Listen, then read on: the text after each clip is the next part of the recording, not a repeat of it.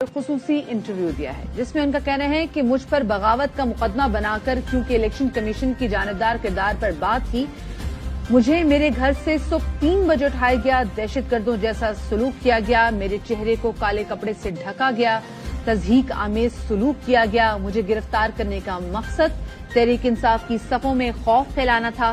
پہلے ہی ہمارے لیڈران کو اٹھایا گیا، تشدد ہوا اور تضحیک کا نشانہ بنایا گیا۔ ساتھ ہی انہوں نے یہ بھی کہا کہ پاکستان میں اس وقت آئین اور انسانی حقوق معطل ہیں۔ پاکستان پر اس وقت برما یا پھر شمالی کوریا طرز کی حکومت مسلط ہے۔ جو کچھ ہو رہا ہے لگتا ہے سیاسی دشمنی ذاتی دشمنی میں بدل چکی ہے۔ زرداری شریف خاندان نے ہمیشہ انتقامی کارروائیاں کی۔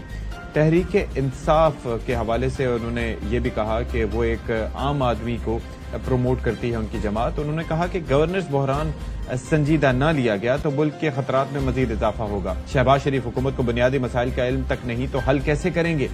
حکمران بیرون ممالک دورے صرف ذاتی تعلقات کی خاطر کر رہے ہیں۔ عوام کو پس پشت ڈال کر بیرونی حمایت سے حکمرانی کرنا اب ممکن نہیں رہا۔ تو یہ کہنا ہے فواد چودھری صاحب کا، اور انہوں نے یہ بھی کہا کہ زرداری شریف خاندان کے پیسے جائیدادیں بیرون ملک ہیں، یہ لوگ پاکستان میں صرف حکمرانی کے لیے آتے ہیں۔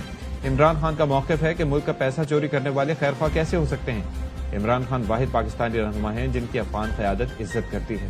تحریک انصاف حکومت نے افغانستان کے ساتھ تعلقات کو مستحکم کیا، ساتھ ہی انہوں نے کچھ تجاویز بھی دی۔ انہوں نے کہا کہ معیشت بہتر کرنے کے لیے اوورسیز پاکستانیز پر اعتماد کرنا ہوگا، معاشی بہتری کے لیے برآمدات میں اضافہ کرنا ہوگا، IMF سے بھی بہتر معاملات طے کرنا ہوں گے۔